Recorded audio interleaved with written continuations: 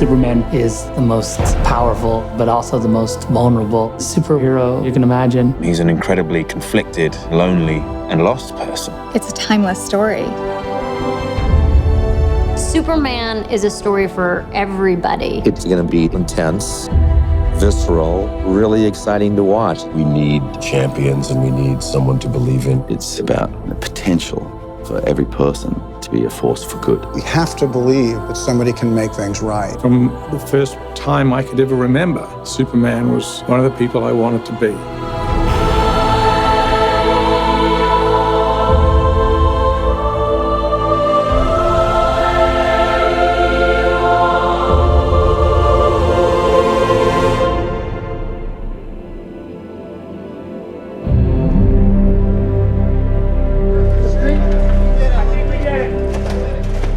Chris Nolan was working with David Goyer on the story for The Dark Knight Rises. David started talking to him about this idea that he had about reimagining Superman.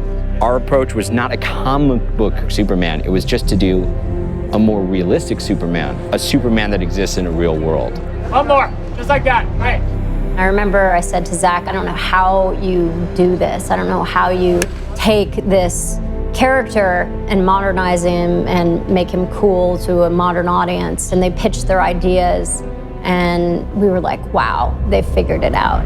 What Chris and David did was, let's let the audience participate in the experience of being Superman without breaking the things that make him Superman. They were able to sort of make him relatable, ground him, and make him feel real. Not bad.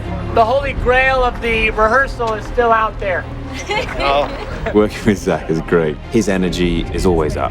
As much as the hours are extremely long, Zach keeps stuff interesting. Zach is very detail-oriented. He never misses anything. He just has a really strong idea of the story, and he has a really strong idea of character. Zach knows exactly what he's looking for, and he knows when he has it, and that gives you a certain amount of confidence. You'll turn, and then you just press on. One really interesting thing with Zach, he's probably chosen the hardest possible way by making it, for the most part, a single camera. You don't work on movies of this scale with a single camera. Even though we're walking around and making shots, the frame is always being analyzed and refined as we go. Boom, they come off.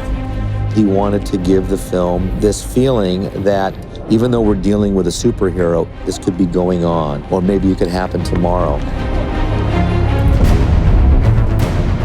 We tried to land Superman in America. It was really important to ground him in a reality that we can understand. This story is a very realistic mirror. It's a 2012, 2013 world. We wanted to have real places. We didn't want Superman to crash into a fictitious location. We wanted everything to feel as real as possible. There are ways into the story through that contemporary world. There's a real connection for the audience to understand this is our contemporary condition. The most minute little detail all the way to the biggest, broadest concept, all of it gets the same attention. It really makes the movie deeper and more interesting on every level.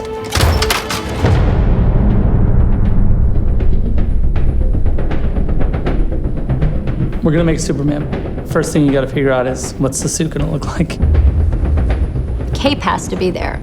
If you look at the suit without the cape, you realize it's not Superman. But you know what? I think the underwear outside the pants is something that maybe can go. The reason why his underwear is on the outside of his pants, it's a leftover from Victorian era strongman. I probably looked at hundreds of versions with underwear. It fell by the boards because I couldn't make it consistent with the world that we were creating. It was really important for Zach for the suit to make sense. So it's not like, where did the suit come from? Did he hand make it? Did his mom make it? We had to create a world where that kind of outfit was commonplace and make that feel natural. It's kind of like chainmail to the knights of medieval times. When we go to Krypton, you can see the council members, the soldiers, they all have the same skin suit. Sometimes you'd see it with a cape, or sometimes armor would go on top of it. It's a really high-tech kind of fabric, which I think is a nice departure from the spandex. What's the S stand for? It's not an S. In my world, it means hope. Well, here it's an S. The Superman S is said to be the second most recognizable symbol on the planet other than the Christian cross. The fact that the S in a shield exists on the chest of a superhero from another planet is a huge design problem. So if the S glyph is related to Superman and the House of El, we see it on Jor-El and we see it on Lara as well. When you look at the council costumes, they all have their glyphs, their shield. We looked a lot at medieval heraldry and symbols of dynasties and guilds and things, so we created our own version of that.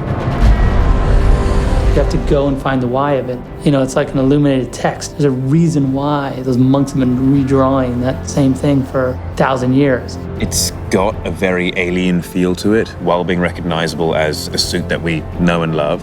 It's that fine line of reinventing him, but still seeing him in there.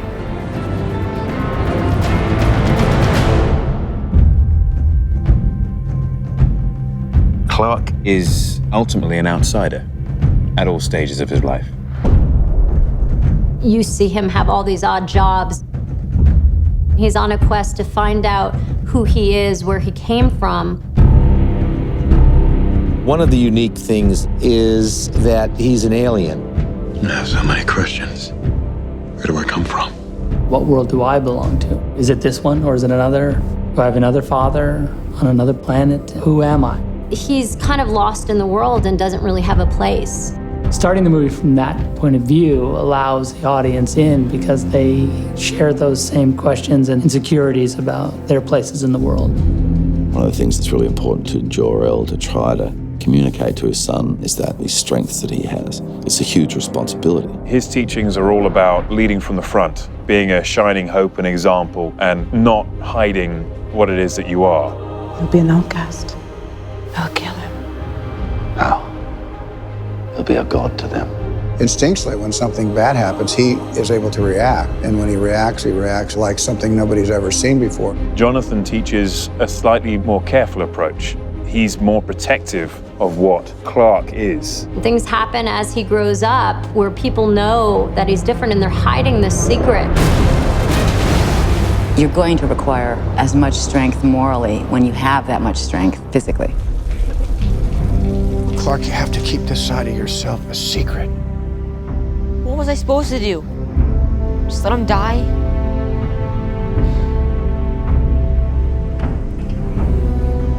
Maybe. We have this character that has all these incredible powers. Everybody wants to fly. Who doesn't want to fly? Everybody has the same dream of the defiance of gravity and all that that symbolizes. Obviously, we see Superman fly because he can control his power and his speed. I wonder what it would be like to be able to just take to the sky, to feel the wind through my hair would be the most incredible thing. The super speed aspect of the fight makes them completely superhuman and beyond the scope of what is actually possible. We're going to see action in this film like we've never seen it before. Much more physical, much more high-powered. There was definitely a real conscious effort to support the idea that this is happening between Kryptonians. One of the talents that they would exploit would be that sense of speed to be able to vanquish their enemy very, very quickly. Superman is from another planet.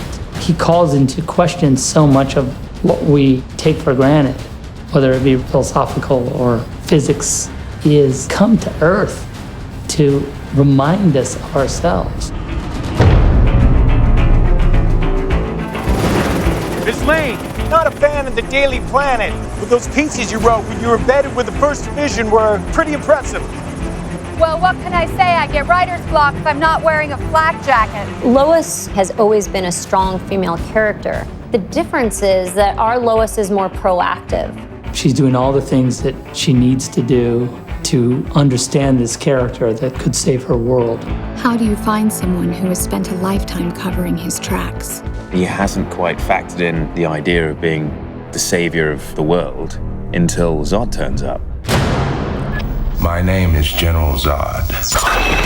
For some time, your world has sheltered one of my citizens. General Zod is the military leader of Krypton. He's a fiercely devoted warrior. I have a duty to my people, and I will not allow anyone to prevent me from carrying it out.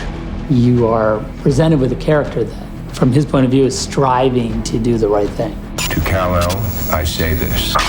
Surrender within 24 hours, or watch this world suffer.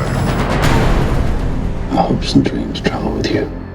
The idea of these two people on a dying world having to make this sacrifice where they would say, you know, we're never going to see our child grow up, but we've got to put this message in a bottle. Clark gets his DNA from another galaxy, but he gets his character from Jonathan and Martha. You're the answer to Are We Alone in the Universe? Can I just keep pretending I'm your son? You are my son. Kevin plays the part with such tenderness and empathy and understanding. What do you do when you have an offspring that's this powerful to instill a sense of right and wrong? Well, look at you! Superman gets a lot of his strength from Jonathan and Martha, and the strength which Kevin and Diane brought to those roles flows off them in their performance. Dusty! Mrs. Kent, I'm Lois Lane from the Daily Planet, and I'd like to talk to you about your son. The protectiveness that she had. As a mother myself, that's something that I look to instill in my daughter. I can't print this, Lois. You might have hallucinated half of it. Harry, come on, it's me we're talking about. Perry White used to be an investigative reporter, and there's still some of that in him, but he has the responsibility of keeping people within the boundaries of good taste, let's say. Lawrence just made it so easy to fall into that sort of contentious relationship with me. I told you not to run with this. There's a humanity that goes through every character in this piece, whether it's Pa Kent, Jor-El, Lois, Perry White, or Zod for that matter. The actors are amazing, the director's amazing. I feel very, very lucky to be a part of this.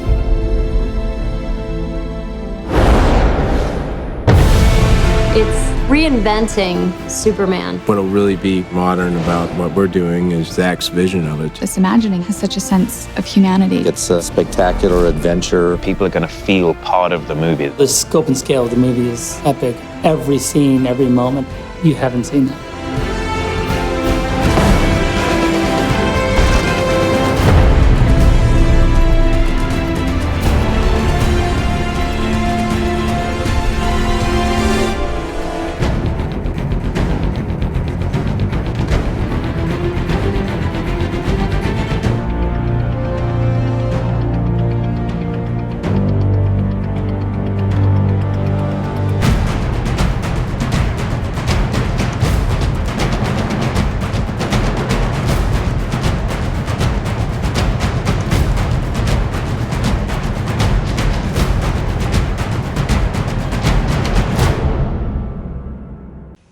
So, what did you think of that Justice League video?